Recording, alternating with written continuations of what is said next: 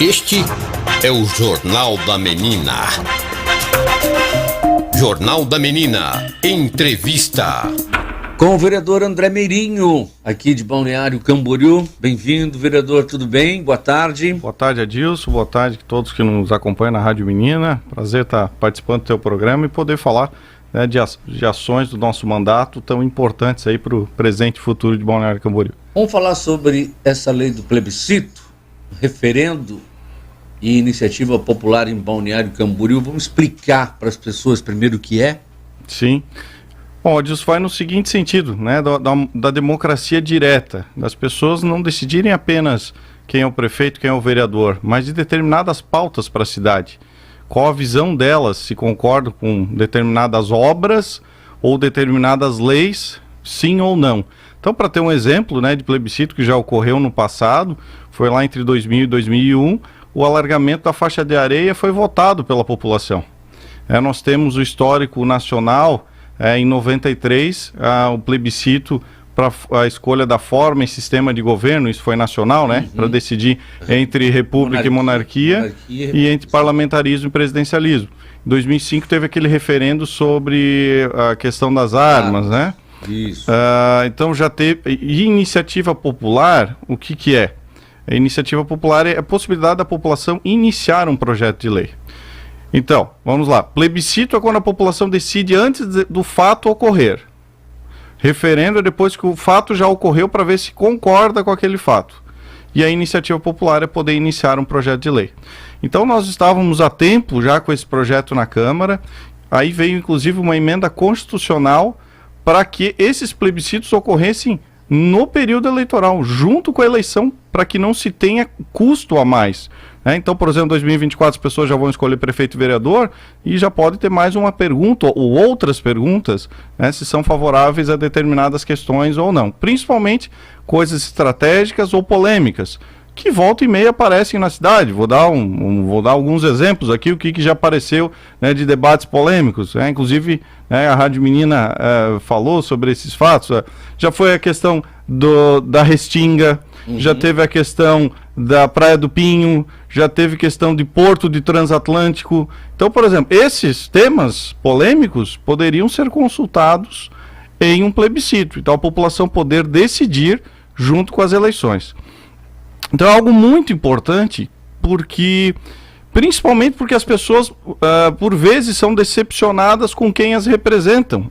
Seja o prefeito, que pode iniciar um plebiscito, seja os vereadores, que eu queria que fosse apenas 1/3 dos vereadores, mas infelizmente teve uma emenda do vereador Gelson que passou para 2/3, ou seja, para iniciar, na minha forma, seriam 7 vereadores, agora com essa emenda aprovada, preciso de 13 vereadores, e também... Aí vai depender, né, justamente, aumenta o número de vereadores, de votos, né, aí isso. Depende de quantos vereadores tem da situação ou não. Exatamente. Aí fica mais fácil hoje não passar, né, do que é passar, né? Exato. Mas tem uma outra questão, que é a possibilidade do cidadão iniciar. Então, a minha ideia era que fossem 3.000 assinaturas, mas novamente com essa emenda passou para 5.000 assinaturas. Na verdade é 3% do eleitor ou 5% do eleitor, que é o que passou. Como a população hoje está mais, o número de eleitores está mais ou menos 102 mil, está mais ou menos essa faixa hoje. Então, se com 5.000 assinaturas, os eleitores também podem iniciar tanto um projeto de lei, quanto uma pauta de plebiscito para ser consultado no período eleitoral. De qualquer tema, né, que imaginar. Então, importante, isso vai estar, falta ainda a sanção do prefeito, né, ocorrendo a sanção, a Câmara vai ter um tempo para se adequar e vai ter a possibilidade no site das pessoas protocolarem, então, esses abaixo-assinados com, né, o nome do título, etc., para comprovar, né, que existe esse pedido. E aí, tramitando pela Câmara, a Câmara manda para o TRE e teria aí as consultas, então, no período eleitoral. Eu vejo que é algo muito importante, um avanço, né, no processo democrático, até porque quem está como prefeito hoje, quem está como vereador hoje, não é dono da cidade. A cidade é feita pelas pessoas que aqui estão. E quanto mais as pessoas puderem decidir, né, os nossos destinos, o presente e o futuro, Eu vejo que é fundamental. Então, algo que vou ficar muito contente de deixar de legado para a cidade, dessa possibilidade desse avanço, de depois, quando não estiver mais com o mandato, mas poder também ter a possibilidade de votar lá na urna sobre pautas do presente e futuro da nossa cidade. Vai valer para todos, não só obras polêmicas, questões polêmicas, depende da vontade da população? Isso, depende, por exemplo, pode ser tanto leis quanto atos administrativos, quanto obras, tanto faz. Agora, então, nós temos essas possibilidades, ou o prefeito, ou 2/3 dos vereadores, ou 5 mil eleitores assinando abaixo-assinado sobre determinados temas. E eu volto a enfatizar, por vezes os eleitores não estão satisfeitos com seus representantes. Ou as pautas que chegam na Câmara, em função de, muitas vezes, alguns não, infelizmente, não terem autonomia no seu mandato e só seguirem o que o prefeito pede, muitas pautas, às vezes, acabam não avançando na Câmara. Então, da mesma forma, como regras, como leis, que hoje já estão em vigor, a população pode questionar, pode querer que isso seja votado no plebiscito ou referendo, enfim, nessa possibilidade nas eleições de 2024. Então, um grande passo, já está regulamentado, depende da sanção do prefeito agora, e depois da iniciativa ou da comunidade, ou de 2/3 dos vereadores, ou do prefeito, da gente debater temas na urna, e a decisão da população, conforme está previsto na lei, a decisão da população tem que ser seguida, ainda mais no processo de democracia direta. Beleza, muito bem. E como é que estão os outros assuntos lá na Câmara e o seu mandato? Edilson, um assunto que eu quero trazer, muito importante, que nós tivemos nessa última semana, estivemos visitando eu vi. Jaraguá do Sul. Eu vi que você foi em Jaraguá do Sul ver a questão da água lá, né? Exatamente. E lá um grande exemplo, Jaraguá do Sul, funciona. A estação de tratamento de esgoto lá em Jaraguá do Sul funciona bem, é exemplo. Eles têm são 4 estações lá, inclusive. Funcionam bem, com boa eficiência. E lembrando, lá tem uma extensão territorial muito maior que Balneário Camboriú. Começaram a fazer lá em 1998, muito depois de Balneário Camboriú, tem uma arrecadação menor e tem uma população maior. Então mostra que na administração pública, mesmo sendo uma autarquia municipal, é possível fazer uma boa gestão e, infelizmente, ao contrário do que está ocorrendo em Balneário Camboriú, lembrando que até 2019 a estação tinha 98% de eficiência e depois ela chegou a praticamente zero, chegou a 16%, agora estão fazendo algumas obras lá na Imasa. Até foi importante que o nosso vídeo fez com que começasse a divulgar como é que está o andamento das obras, embora o quarto decantador possa amenizar um pouco, mas não tem a questão principal. A lagoa, não ocorreu nada na lagoa, a lagoa continua inoperante e prejudicando o nosso saneamento, prejudicando o meio ambiente, prejudicando a saúde pública e a reputação de Balneário Camboriú. Eles dizem que até o final do ano o negócio vai amenizar, né? Pois é. Mas não vai terminar não para a temporada, né? Infelizmente, e é isso que nós estamos cobrando.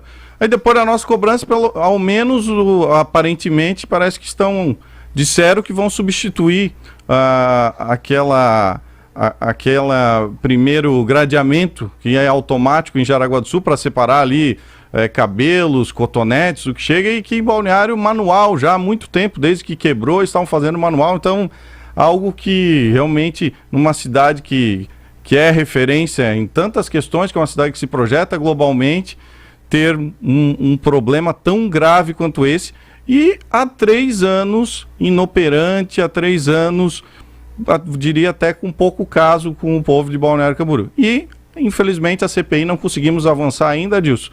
Temos 5 assinaturas na CPI para apurar essas irregularidades ou possíveis omissões. Precisamos ainda de mais 2 assinaturas.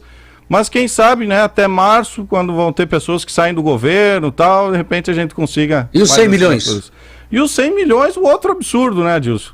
100 milhões de reais de empréstimo a Imasa fez, sem nada específico, sem ter projeto, e considerando que a Imasa passou para a prefeitura nos últimos anos, desde 2017, mais de 100 milhões. Ou seja, tem uma visão tem tanta necessidade de saneamento, tanto no sentido de água quanto esgoto, e aí não fazem as ações cobram da população, não faz as ações, passa o recurso para a prefeitura e agora pede um empréstimo para cobrir o rombo. Se isso não é má gestão, usando as palavras do Miguel Livramento, que nos deixou ontem, né? Se isso não é má gestão, minha avó é uma bicicleta. Palavras dele, né? Não, ele usou o pênalti, eu estou usando aqui como má gestão. O que é isso? Então, a população é importante, né? A Rádio Menina está cobrindo há muito tempo, né? Te parabenizar, Dilson, cobrindo há muito tempo essa questão, né, da estação de tratamento de esgoto. Não faz sentido, está aí demonstrada, né, incapacidade, incompetência, e nós estamos, dentro da nossa alçada, dentro do nosso mandato, forçando, empurrando para que as coisas aconteçam ou pelo menos sejam amenizadas, mas a população precisa estar atenta, né, porque afeta o presente e futuro, como disse, não é só uma questão ambiental, que já tem toda a importância, é a saúde pública, a água do mar poluída porque a estação de tratamento não tem eficiência, vai o esgoto direto para o Rio Camboriú, vai para a praia, impacta o nosso turismo, tudo, né? Economia, questão social e ainda meio ambiente. Eu não quero passar de novo uma nova temporada com esse negócio de tá própria, tá imprópria. Tá própria, tá imprópria. Meu Deus, né? Fica aí, se empurra aqui, puxa de lá, ima uma coisa.